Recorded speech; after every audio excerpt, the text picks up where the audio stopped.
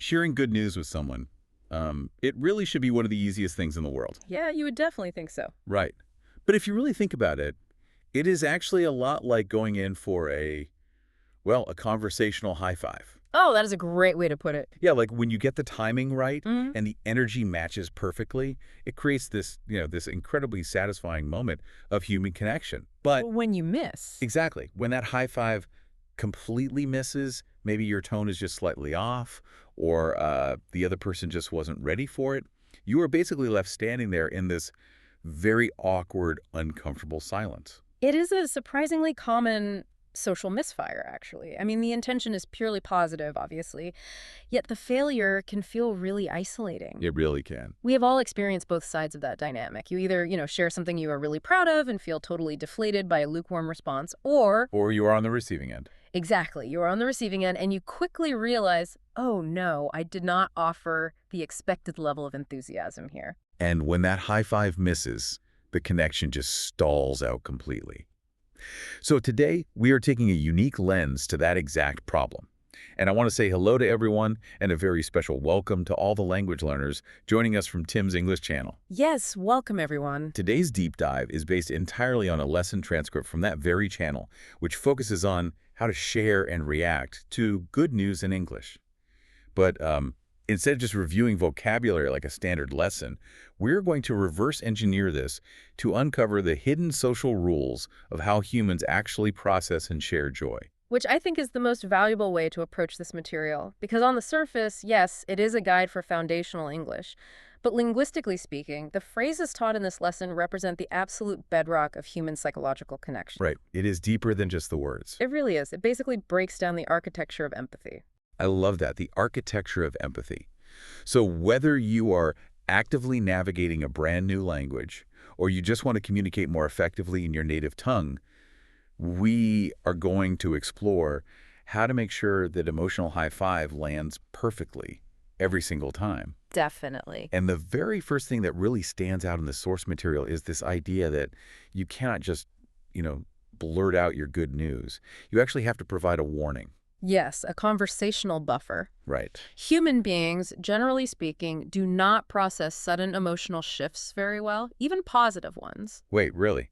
Even good news can be jarring. Oh, absolutely. If you walk up to a friend who is, say, having a really stressful day at work, and you abruptly shout, "I bought a house," Oh, yeah, that would be intense. it causes a real moment of cognitive friction. The listener's brain has to rapidly switch gears, and they just aren't prepared for it.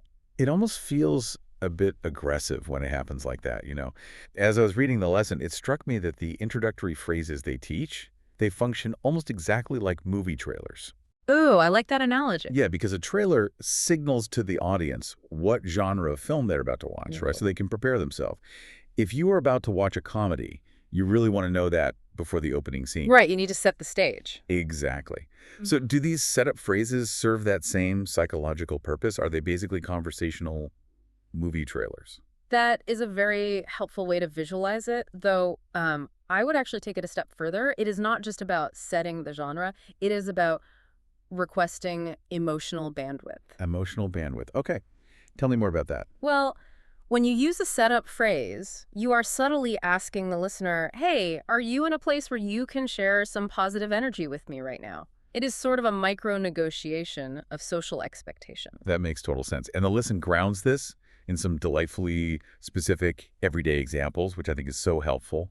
One narrative they use is about someone passing their English driving test. Right. But the underlying motivation is what makes it so relatable.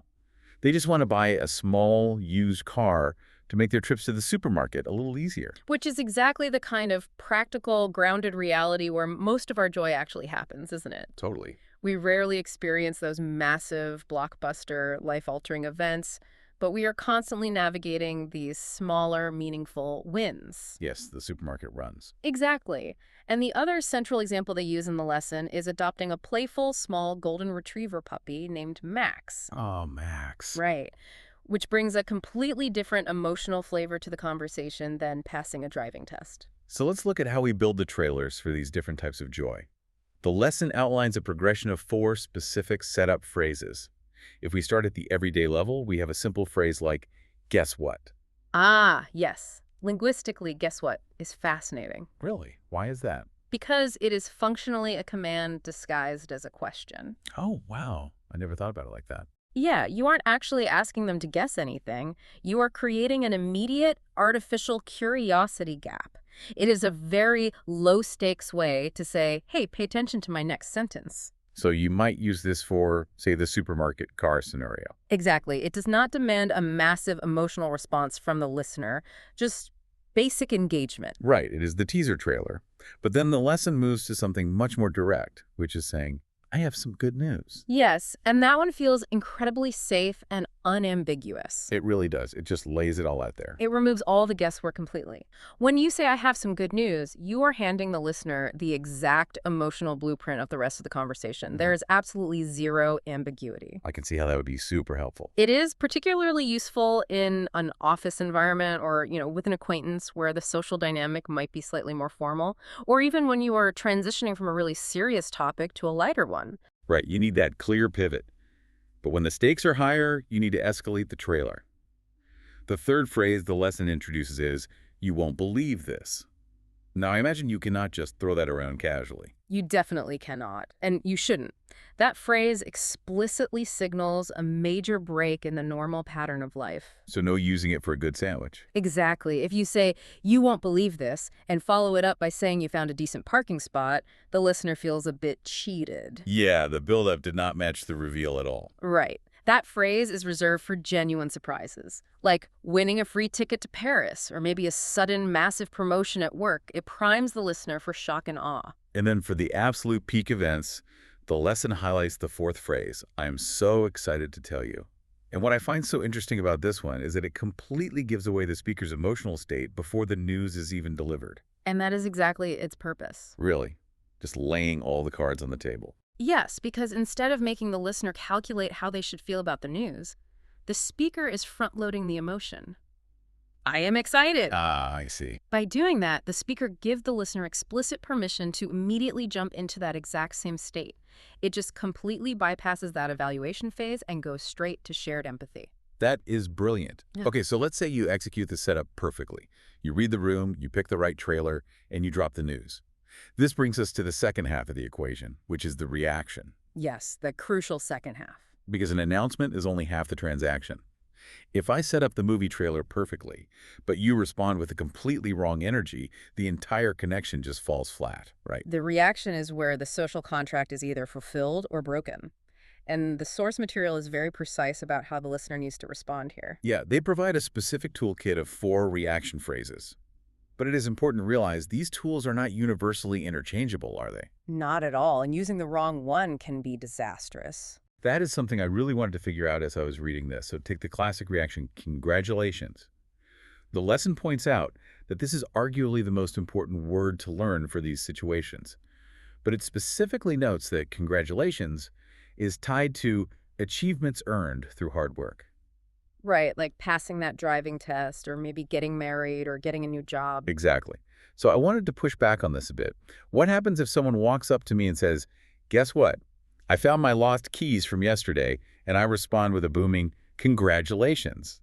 Oh, well, that is going to sound incredibly sarcastic. But that's what I thought. Yeah. Because congratulations is explicitly for earned achievements, according to the source. Yes, it is a crucial anthropological distinction. Congratulations is a word that honors struggle and effort. It validates the invisible work that led up to that moment. So using it for finding keys. It sounds entirely sarcastic, or at the very least, just socially disconnected. I mean, finding keys is a matter of luck, or just simple relief. It does not involve sustained effort. Right. When you use a heavy-duty reaction word for a lightweight or luck-based event, it highlights a mismatch in the magnitude of the news. You are literally applying the wrong tool to the situation. That makes perfect sense. So if a congratulations is reserved for earned victories, how do we handle general good news? Like the keys or something lucky? The lesson suggests phrases like, that is wonderful, or that is amazing. And those are more flexible. Very flexible. They function as your versatile, high-level validators.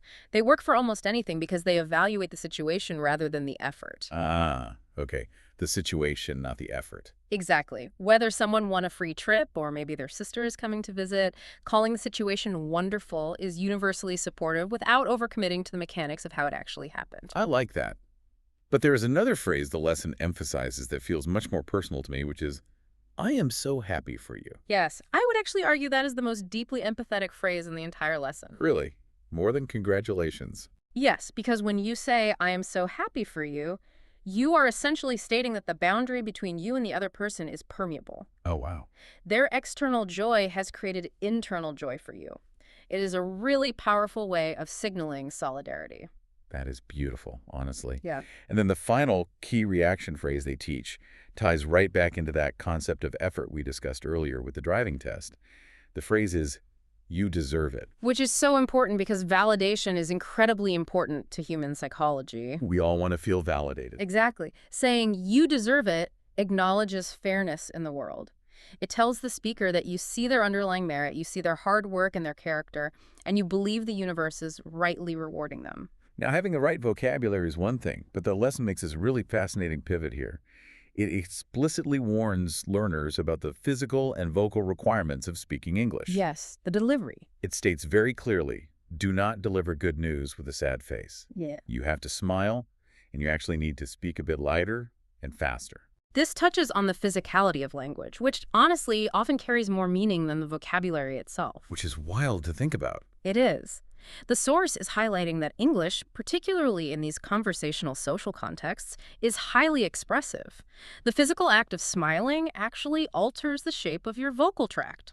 Wait, literally? Literally, it changes the acoustic resonance of your voice. People can quite literally hear a smile. That is the mechanics of tone right Yeah. there. So if I use the perfect empathetic phrase, but I say, I'm so happy for you in a slow, flat, monotone voice. It completely contradicts the words. It creates a severe cognitive dissonance for the listener. Right, because my face is saying one thing and my words are saying another. Exactly. A flat delivery signals disinterest, fatigue, or even, passive aggression. The pacing and the physical expression are what actually activate the emotional meaning of the vocabulary. Right. Without the louder, faster pacing and the genuine smile, the words are just empty data. Just empty data. Wow. Okay, so we have established the setup, we have the nuanced reactions, and the physical delivery. I want to transition into how all of this scales. Scaling is where it gets really practical. Because the lesson provides 5 core vocabulary words to contextualize good news. And those words are nervous, proud, celebrate, adopt, and surprise. Right. Now, at first glance, I honestly didn't understand why nervous was in a lesson about joy. But looking closer, they aren't just random words. I kind of view them like a spice rack. A spice rack? Yeah, like you need to experience the bitterness of being nervous to make the feeling of being proud taste so much sweeter. They almost form a timeline or a life cycle of an achievement. That is a very accurate way to map them out. Joy rarely exists in a vacuum. It usually requires contrast, just like your spice analogy. Right. You start at the inciting incident, which often involves friction. The lesson defines nervous as feeling slightly scared or worried before doing something important, like standing outside the testing center before that English driving test. Right. You need that initial tension to make the climax of the timeline feel earned. Which brings us to the next phase, feeling proud. Exactly. You transition from the uncertainty of being nervous to the relief and satisfaction of being proud of what you accomplished. And that internal pride naturally leads to the external resolution, which is to celebrate. Yes. And the lesson grounds this in actions like eating a cake or getting coffee with a friend. The timeline moves from internal anxiety to internal satisfaction to shared external action. And then they include adopt and surprise as specific variations of that timeline, right? Yeah. Adopting Max the puppy represents a long-term, permanent shift in joy, whereas the surprise is a sudden, unexpected spike on the timeline. It really covers the full spectrum of how positive events enter our lives, and what is particularly effective about this curriculum is how it applies this timeline to different scales of human experience. How so? Well, the mechanics of the conversation have to adapt depending on the size of the event. Okay. Let's look at how they scale these scenarios then. because the lesson walks through 3 practice dialogues, starting with what they classify as small good news. Right, the everyday stuff. The scenario is simply finding those lost keys from yesterday. The setup is a quick, hey, guess what? And the reaction is a measured, that is great news. I am glad you found them. See, it is entirely proportional. A minor inciting incident receives a warm but contained validation. You don't need a parade for lost keys. Exactly. But then we scale up to work good news. Yeah. The scenario here is a boss giving an employee Friday off for a 3-day weekend. Always a good feeling. The best. So the setup elevates to, I have some really good news today, and the reaction matches that escalation. Wow, that is amazing. You deserve a rest. And notice how the timeline applies there, too. The reaction phrase, you deserve a rest, implicitly acknowledges the unseen tension. The hard work, the stress. Yes, the potential nervousness or stress of the job. And it validates the celebratory resolution of getting that long weekend. And finally, they scale all the way up to family good news. A brother calls to announce he's having a baby, and the speaker is going to be an uncle. A huge moment. Massive. So this setup is the absolute blockbuster trailer. You will not believe this. And the reaction brings out the heaviest linguistic tools. Congratulations, I'm so happy for you and your family. It perfectly matches the magnitude. But here's the underlying anthropological lesson within that scaling, which I think is so brilliant. What's that? The source places just as much structural importance on the small news or finding keys as it does on the life-altering news of a new baby. I was actually wondering about that. Why spend time teaching people how to celebrate finding a piece of metal? But it makes sense when you realize the mechanics of human connection do not actually change just because the scale of the news changes. Precisely. The infrastructure of human trust is built on mundane, everyday interactions. We constantly test the waters with the people around us. You do, don't we? We do. If someone consistently gives you a warm, appropriate high five over the small stuff, like finding your keys or getting a good parking spot, they are proving they are a safe emotional space. It is building a track record of empathy. Exactly. Because if you brush off my small news today, I am definitely not going to bring you my blockbuster news tomorrow. That is exactly how it works. You do not have to wait for a marriage, a baby, or a massive promotion to practice these conversational tools. Validating someone's micro-victory strengthens the social bond just as effectively. It ensures you are the person they want to call when the massive, life-changing events finally do happen. Which really brings this entire deep dive full circle.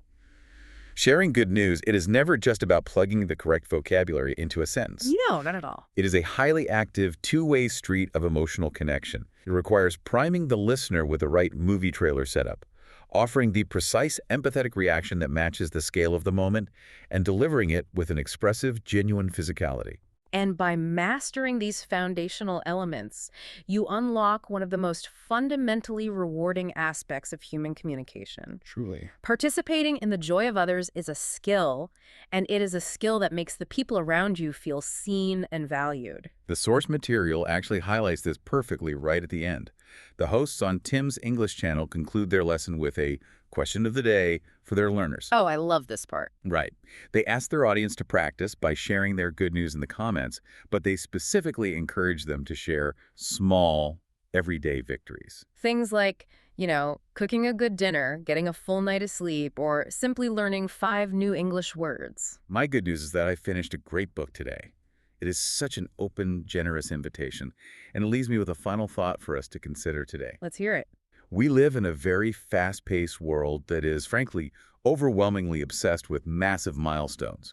If you scroll through social media, it is an endless feed of weddings, new houses, and giant career leaps. It can be exhausting. It really can. But based on everything we've unpacked from this lesson, if we wait around for the blockbuster news to connect with each other, we are going to spend a large portion of our lives in silence. We miss the opportunity to practice joy on a daily basis. The small, consistent connections are what actually sustain our relationships. Absolutely. So we want to pose a question to you, our listeners, especially those of you joining from Tim's English channel. Could making a deliberate habit of sharing our micro-victories, like finally getting a good night's sleep, or making a really perfect cup of coffee, actually be the secret to building stronger, more positive daily relationships? It is a great question. What is your small good news today? Think about it. Maybe share it with someone near you or drop it in the comments wherever you are listening. Practice that conversational high five. Until next time, keep celebrating the small wins.